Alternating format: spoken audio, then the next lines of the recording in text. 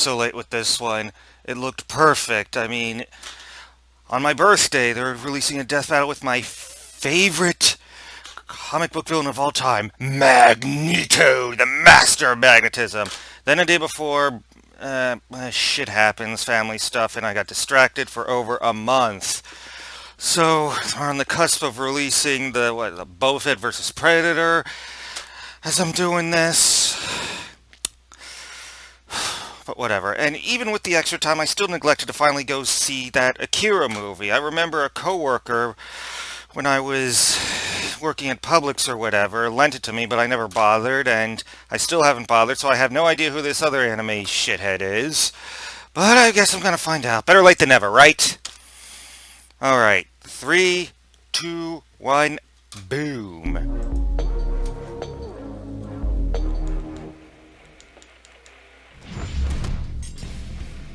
Magneto, Marvel's mutant master. Yeah! Tetsuo Shima, Akira's telekinetic terror of Neo-Tokyo. These two maestros of kinesis have ignited revolution not just in their worlds, but also the very mediums they exist within. He's Wiz and I'm Boomstick. And it's our job to analyze their weapons, armor, and skills to find out who would win a death battle. I always thought that Magneto would go up against Voldemort or something, but guess not. In the not. short duration of modern civilization, likely no conflict tested humanity more than the Second World War. In the primary Marvel 616 universe, this fact is no different, especially to the Eisenhart family and their only son. You may know him as Magnus, Eric, or Max, but if you ask him, he'd say his true name is Magneto. As a Jewish child in Nazi Germany, Magneto's early life was Wooden guns. extremely traumatic. Even after eventually escaping certain death with his future Omega level wife, mutant, misfortune damn always right. followed wherever he went. Thanks to his unexpected mutation called the X gene, the mark of a superhuman. After settling down in Russia with his new family, the KGB quickly found out about this quirk, so they burned his house down with his own daughter inside. Naturally, he snapped and killed them all. I don't blame him. I'd do that too. Too bad his wife didn't get it and ditched him though. But that's when Magneto made a choice. Since humans hurt him his entire life, he'd do the same to them in the name of mutants everywhere. At first, Magneto turned to the telepathic powerhouse Charles Xavier and his fledgling team of heroes. But his new friend wasn't thrilled with the idea of, subjugating the human race. So, Magneto formed his own team of course, they didn't really bother mentioning Nazis in the original cartoon. And reshape any metal he's aware of. Bullets, vehicles, buildings, you name it. Even himself when he manipulates his personal magnetic field for flight and energy barriers. Magnetic kinesis is far more versatile than it would appear at first glance. The blood in your body has iron in it. The air has traces of lead and mercury. Whole mountains are lined with metallic ore. The Earth itself is surrounded by a literal magnetic field. So many toys for Maggie to play with. He can detect magnetic fields at such a huge range, he can even pinpoint Earth's magnetic rays while stranded on a planet in another galaxy. And guess what? He was able to use those rays to pull himself back to Earth in a single day. His range is even more remarkable than that. Did you know that in 1820, physicist Hans Christian Ørsted discovered that electric currents, like those of electrons and protons and atoms, produce their own magnetic fields? Magneto can fine-tune his control to affect these very subatomic particles. Dummy here will illustrate such a particle, with positively charged protons and negative electrons. My life is as meaningless as an atom is small. So what you're saying is Magneto could, like, yank one of those out? Correct, potentially changing an atom's entire chemical makeup. However, neutrons do not have a charge, and without the ability to adjust those to accommodate the change in atomic mass, the atom would become unstable and... Finally! do that.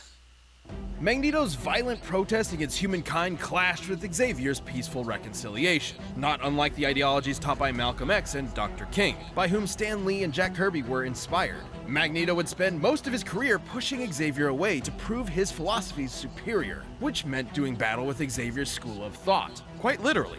And Baldy's mind powers are no joke, but thanks to Magneto's psionic repelling helmet, Professor X couldn't touch And his willpower. Magneto survived Cyclops' earth-splitting lasers, absorbed the power of the sun to battle Iron Man, ripped the adamantium skeleton out of Wolverine's body. I remember that. Taking on Hercules himself. You know, the Greek legend, Zero to Hero, the guy who held up the skies of Olympus for Atlas? That Hercules. Seems sensible. Magneto once used the Earth's magnetic field to overwhelm the Phoenix Force, which can effortlessly destroy planets, let alone far more. Hell, if he really wanted to, Magneto could totally just fling the Earth off its axis. It's entirely possible he may have eventually resorted to just that. Over time, it became clear Magneto's war was doing far more harm than good for his fellow mutants, however well-intentioned he may have been at first. Luckily, he later realized he was going a bit overboard and began reevaluating his perspective. Good for you, Mags. It's really tough to recognize when you're the baddie. It took time and patience not just from Magneto, but also from his peers. Yet eventually, his path was completely changed. He even became a leader for Xavier's X-Men. But don't let his new goody two-shoes ways fool you. Whenever there's a threat to mutants, you can bet Magneto will be there to annihilate it. Or Never again! Necessary. I hate these Over ads. 30 years ago, a new type of bomb was set off over Tokyo, and 9 hours later, began the Third World War. Welcome to 2030, or 2019 if you're watching the anime. The buildings are taller, the motorcycles are cooler, and the future is brighter. And we got No, some. wait, not really. If you find yourself Yeah, I got in some Blade Runner Japan, shit going you'll on meet here. Yujiro Kaneda, who's like your textbook anime Chad. Gets the ladies, beats the baddies, and cops the sweetest rigs. Man, I need to get me one of those. And then there's the little brother of the group, Kaneda's best friend, Tetsuo Shima. He's, well... The exact opposite. A total wimp. As a kid, Tetsuo in his college thesis forehead got bullied for being the new kid at the orphanage. That's until Big Bro Kaneda came to the rescue. Eventually, the two went to vocational school together and formed the Capsules. But Tetsuo was never satisfied with Kaneda being the leader of the pack. Tetsuo desired more than anything to be top dog. Oh, I can just see that monkey's paw curling in my mind. Or that kid walking down the street. Shit! Tetsuo, watch out! You're gonna... That definitely should have killed him. But since it didn't, Tetsuo earned himself a ticket to military confinement. Turns out they had an under-the-table program for developing child superweapons. In the same program that backfired and jump-started the war, Tetsuo became Japan's Esper number 41. He may not have been a natural with bikes, baddies, or babes, but this telekinesis stuff hit different. He walked out of that hospital ward effortlessly flying, reading minds, and blending people into strawberry jelly. Well, His the mind movement reading was isn't going to work on power, Magneto, even along without his with the hunger helmet. For more of it. A hunger that used to only be satiated with drugs. And not just any gateway drug, pills so potent that a single gram of the stuff could kill you. So, pretty bad. Kinda reminds me of college days, huh? So, wizard. Tetsuo's main ability is his constantly increasing psionic energy, growing more and more powerful over time. This is due to Tetsuo's link to, quote, the memories of the universe, end quote. It's weird. Either way, Tetsuo It's anime, of leveled course up it's from weird. Gangbuster to certified badass. This guy is a walking natural disaster. His telekinesis can shake the planet, easily cause earthquakes over a dozen miles below the surface. He can summon psychic barriers for defense and crush foes with friggin' gravity wells. He can dart around as a literal bolt of lightning, or even teleport in an instant. Magneto can manipulate He lightning. can target and obliterate specific parts of the body. He can heal severe wounds quickly, but even after losing a whole limb, he can craft a new one using whatever nearby materials he wants. With these powers, Top Dog Kaneda didn't matter Yeah, anymore. make himself Who part needed his metal. approval? Tetsuo tasted that good shit and he was hooked. And when he found out another Esper named Akira could deal him even more power, he rampaged through Tokyo to find him. And this is where versions of the story differ. Ahem, spoilers ahoy! You may be familiar with the 1988 animation, where Akira had been dissected for research. However, in the original manga, Akira is not only alive, but even more powerful. Once that little runt nuked Tokyo, Tetsuo would erect the Great Tokyo Empire with Akira and himself as its leaders. But he ended up just abusing the position for endless sex and inflating his ego. With Kanada's rebellion at his front door, Tetsuo took a turn for the worse. He had to fight. Tetsuo's defeated other powerful espers, dodged light-speed lasers, and jumped to the moon faster than anyone could blink, and then punched a big old hole in it. And if you ask, Boomstick, wouldn't that mess up gravity on Earth? You would be right, because it totally did. Screwed the planet, I guess. Stupid moon. Which brings us to Tetsuo's folly. His abuse of his powers spiraled until he lost control. Unfortunately for Kanada's rebellion, this did not make Tetsuo an easier enemy to confront. Exactly opposite, in fact, as Tetsuo painfully mutated into an unstoppable behemoth. Yep, that's not totally disturbing at all. I'm happy to say the manga's version is even more disturbing. I mean, I know babies can be monsters, but that's a whole nother level. It is pain incarnate. I can relate. Another Yeah, expert quite an describes Tetsuo's eyesore. struggle as ego death, which has multiple definitions, but in this case is likely symbolic of the version attributed to drug use. Yeah, it's described as a shedding of one's own identity, like how LSD can emulate a wild out-of-body experience, and you come back with a new perspective. Though this is maybe a little more extreme. In fact, you could say Tetsuo was shedding Holy his shit, human Rick and body Morty to play shit. with the powers of a god. I wish Yep, I Rick and could Morty get shit. out of my body. But in this case, Tetsuo going full out of body meant becoming a mound of raw, ever-expanding energy. Which almost nuked Tokyo all over again. And those explosions are not normal. I would know. Top scientists in both the manga and animated versions describe these explosions as births of a new universe. Given its properties of nuclear fusion and proton collapse, Tetsuo's mutated form was likely creating a Big Bang. You know, the thing that started our whole universe? Right, in the manga, it instead ended the Espers and their abilities once and for all. A testament that humankind is unsuited to wield the powers of the divine. Though the anime's even more trippy. Thanks to Akira and his buddies, Tetsuo got so high on ego death, he ascended time-space to become god of a new universe. Kinda worth it, right? And yet, Kanada kept his empire up in his honor, now as the Great Akira Empire. Ironically, in death, Tetsuo finally received the attention he so desperately craved. Okay, Magneto's got himself some stiff competition. Through all possibilities.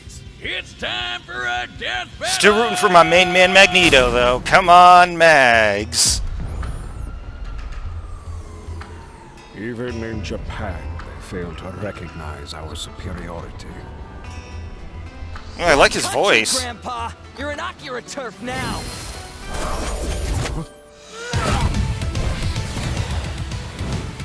Fight! You're dead meat!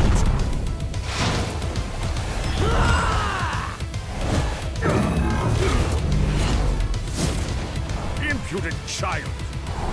The hell are you calling child? I make the rules around here!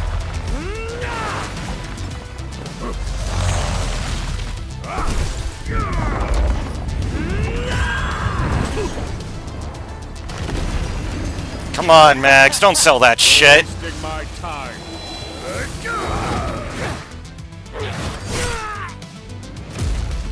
Parlor tricks for the master of magnetism.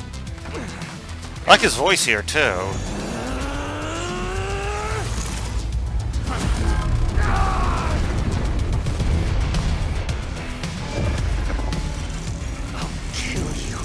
I'll kill you!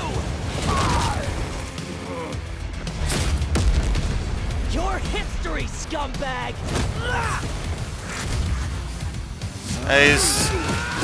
His suit seems like a blade of armor, so he can tank it. See?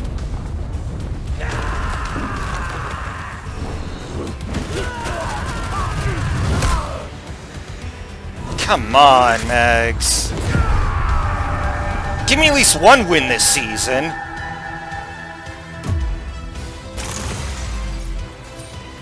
Even without his helmet, he can read his can resist him.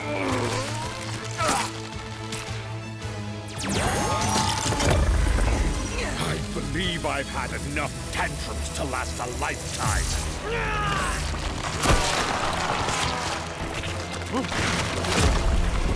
Wow, we're going a whole hog already?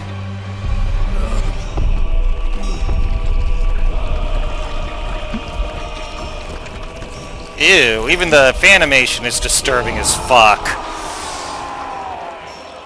Listen, welcome. I'll handle this on my own. Not die! It hurts. Help me.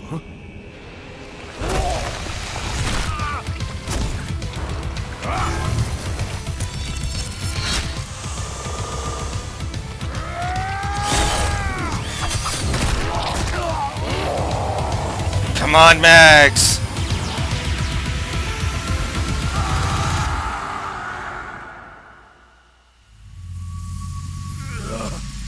Poor child.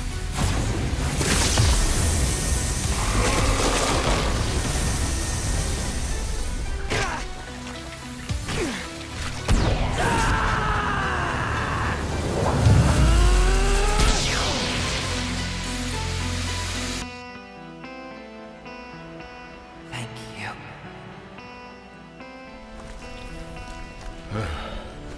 You are Yes! My pick wins for once this season.